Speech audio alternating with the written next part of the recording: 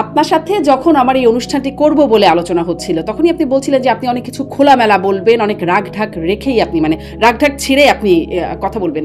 সেজন্যই এই প্রশ্নটি শুরুতে করা যে কেন মানে প্রতাপশালী আওয়ামী লীগের এভাবে পতন হলো, এই পরিণতি হলো। আপনাকে ধন্যবাদ আপনার এই অনুষ্ঠানে আমাকে আমন্ত্রণ জানানোর জন্য। আর pulse of politics it's a very interesting name and it's a good name. তো এনিওয়েজ আপনার অনুষ্ঠানে একটা সমাদৃতি আছে, কাটতি আছে। আমি অনেকদিন পরে হলো I am on screen and এবং দ্য ফ্যাক্ট যে you have given this opportunity, এর জন্য আপনাকে ধন্যবাদ। আচ্ছা দেখেন, আপনি যদি আমাকে এই প্রশ্ন করেন তাহলে আমাকে এইভাবে কথাটা বলতে হয়। প্রত্যেকটা মানুষের তো 2-3টা সত্তা থাকে। আপনি পরিবারে একরকম, রাজনীতিতে একরকম, আপনার বন্ধু বান্ধবের কাছে আবার আরেক রকম। তাহলে আমি যদি একেবারে স্ট্রিক্টলি রেজিমেন্টের জায়গা থেকে কথা বলি, তাহলে আপনার মতো আমাকেও প্রশ্ন করতে হয় যে আমরা তো সব ঠিকই চালাচ্ছিলাম, ঠিকই করছিলাম, তাহলে আমরা 5ই আগস্টের পরে নেই কেন? অর্থাৎ what I am trying to say, যে বাংলাদেশের রাজনীতিতে হিউমার, উইট, সার্কাজম, স্যাটায়ার এগুলো অনুপস্থিত প্রায় অবস্থায় আছে।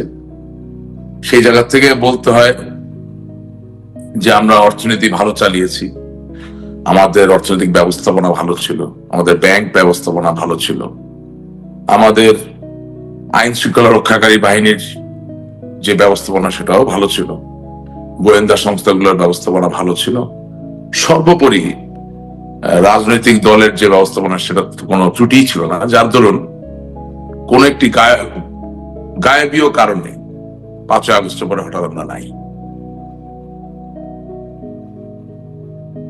এটা এই ন্যারেটিভটা আসলে আপনি কিভাবে ডিফেন্ড করবেন আমি জানি না, বা আমি কিভাবে ডিফেন্ড করবো আমি জানি না। তবে আমার কাছে মনে হয়েছে যে বাংলাদেশের জন্য সত্য বঙ্গবন্ধু, বাংলাদেশের স্বাধীনতার ইতিহাস, স্বাধিকার আন্দোলনের ইতিহাসের সাথে আরেকটি অনস্বীকার্য সত্য বাংলাদেশ আওয়ামী লীগ। দুঃখজনক হলেও এই দুটি কিন্তু একটি ধারণা, এই দুটি কিন্তু একটি আদর্শ।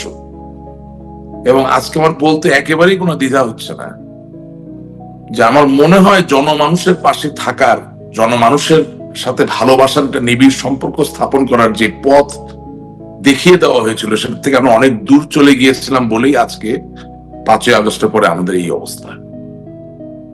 এবং আপনাকে একটা জিনিস সবসময় অনুধাবন করতে হবে যে সবসময় কিন্তু প্রাপ্তিতেই যে মুক্তি, প্রাপ্তিতেই যে সুখ, এটা কিন্তু নয়।